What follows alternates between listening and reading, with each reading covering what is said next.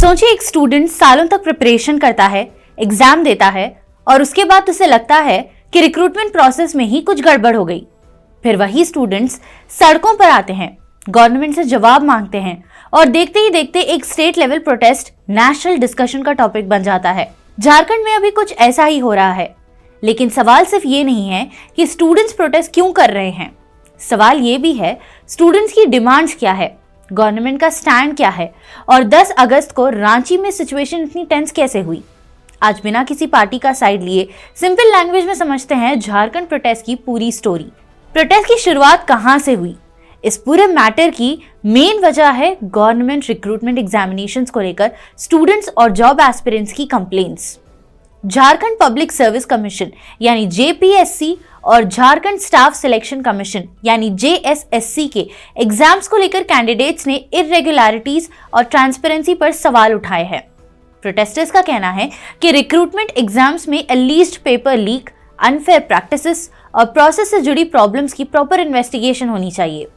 Students की demand सिर्फ एक एग्जाम तक लिमिटेड नहीं है, वो रिक्रूटमेंट सिस्टम में ज्यादा ट्रांसपेरेंसी, फेयर एग्जामिनेशन प्रोसेस और कंप्लेंट्स पर क्लियर एक्शन चाहते हैं। कुछ प्रोटेस्टर्स ने सीबीआई इंक्वायरी की डिमांड भी रखी है। ये उनकी डिमांड है, इसे इन्वेस्टिगेशन के फाइनल रिजल्ट के रूप में नहीं देखना चाहिए। यही डिस्टिंक्शन इंपॉर्टेंट है। कंप्लेंट होना और कंप्लेंट प्रूव होना दोनों अलग चीजें हैं। जितने भी छात्र आंदोलन कर रहे हैं इस चीज की मांग को लेकर के कि 14वीं जेपीएससी और जेएसएससी सीजीएल का जो एग्जाम हुआ है उसमें जो भारी अनियमितता हुई है, घोटाला, करप्शन हुआ है, इस एग्जाम को, परीक्षा को रद्द किया जाए और तुरंत री एग्जाम का शेड्यूल आए ताकि नियमित रूप से भर्तियां वापस हो सके। ये जो डिमांड है यहाँ पे मौजूद छात्रों की, उनको मैं यहाँ से समर्थन देती हूँ, आयशा की तरफ से समर्थन देती हूँ। जो साथी यहाँ पे भूख हड़ताल पे बैठे हुए हैं, उन साथियों के स्वास्थ्य का सरकार जो जिम्मेदार है झारखंड के छात्रों के लिए, उन छात्रों के स्वास्थ्य की चिंता करते हुए उनकी मांग को जल्द से जल्द माने। पूरे झारखंड के युवाओं की बात है तो मैं सबसे पहले विधायक जी से भी एक चीज स्पष्ट कर देना चाहता हूं। जो छात्रों के प्रमुख मांगे हैं कि 3 मुद्दों से हम लोग किसी भी तरीका कोई कॉम्प्रोमाइज नहीं करेंगे और उम्मीद है कि आप भी हमारा इसमें साथ देंगे। सबसे पहला मुद्दा, जेएसएससी सीजीएल पूरी परीक्षा रद्द होनी चाहिए और उसके बाद सीबीआई इंक्वायरी होनी चाहिए, इससे कोई कॉम्प्रोमाइज नहीं होगा।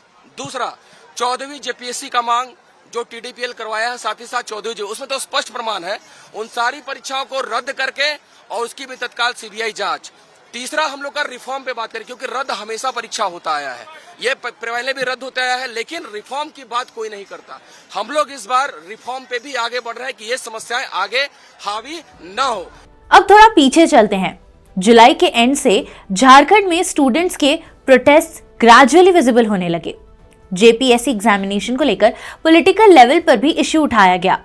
29 जुलाई को बीजेपी एमपीज ने पार्लियामेंट में एटलीस्ट जेपीएससी पेपर लीक को लेकर प्रोटेस्ट किया और सीबीआई इंक्वायरी की डिमांड रखी। बीजेपी लीडर्स ने झारखंड गवर्नमेंट पर सीरियस एलिगेशंस लगाए, जबकि रूलिंग साइड का पर्सपेक्टिव अलग रहा है। इसके बाद स्टूडेंट्स के डेमोन्स्ट्रेशंस और मार्चेस का स्केल बढ़ता गया। स्टूडेंट्स का फोकस था रिक्रूटमेंट एग्जाम्स में ट्रस्ट रिस्टोर करना और अथॉरिटीज से क्लियर आंसर्स लेना। फिर अगस्त में प्रोटेस्ट और इम्पोर्टेंट स्टेज पर पहुंच गया।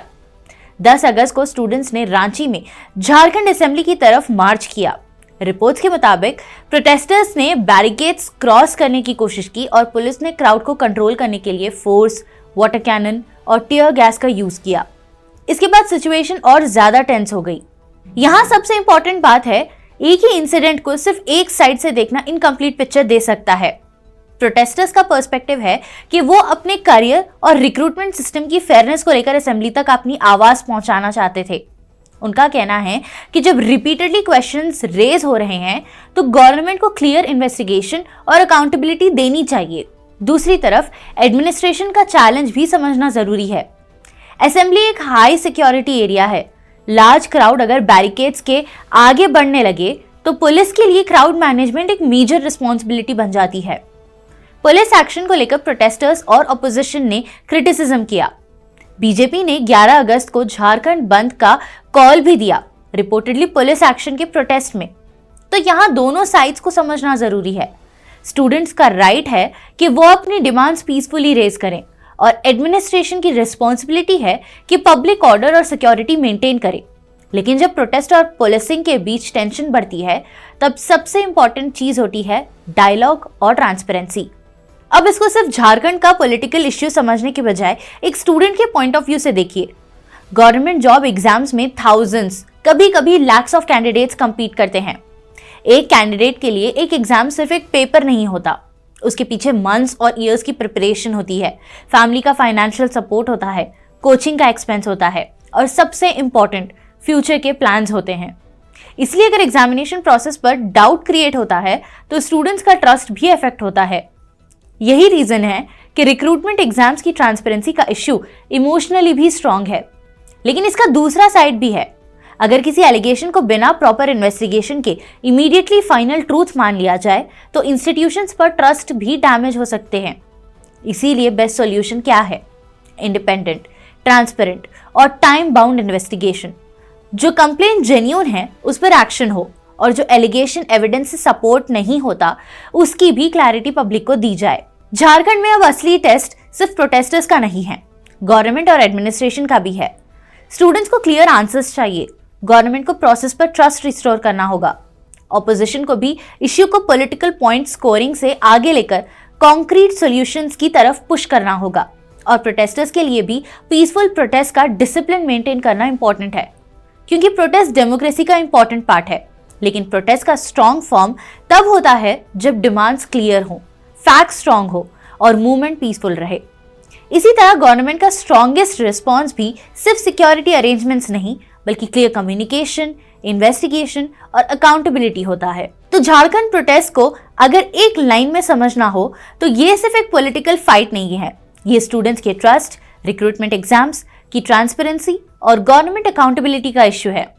प्रोटेस्टर्स कह रहे हैं हमें फेयर सिस्टम चाहिए। गवर्नमेंट और एडमिनिस्ट्रेशन के सामने चैलेंज है लॉ एंड ऑर्डर मेंटेन करते हुए ग्रीवेंस को एड्रेस करना। ऑपोजिशन कह रहा है इन्वेस्टिगेशन होनी चाहिए और गवर्नमेंट को जवाब देना चाहिए। अब सच क्या है? उसका फाइनल आंसर एलिगेशन से नहीं, प्रॉपर इन्वेस्टिगेशन और वेरीफाइड एविडेंस से आएगा। और शायद इसी वजह से झारखंड का ये प्रोटेस्ट एक लार्जर क्वेश्चन रेज करता है। जब यूथ अपने फ्यूचर के लिए एग्जाम देता है तो क्या उसका सबसे बेसिक राइट ये नहीं होना चाहिए कि उससे एक फेयर और ट्रांसपेरेंट सिस्टम मिले? इस डिबेट में गवर्नमेंट को भी सुनना जरूरी है और सबसे इंपॉर्टेंट, फैक्ट्स को दोनों से ऊपर रखना जरूरी है। यही रेस्पॉन्सिबल डिस्कशन है। आपको इस मुद्दे के बारे में क्या कहना है और आपकी क्या राय है, हमें कमेंट सेक्शन में जरूर बताएं। वीडियो पसंद आई हो तो मुंसिफ टीवी को लाइक, शेयर और सब्सक्राइब करना ना भूलें।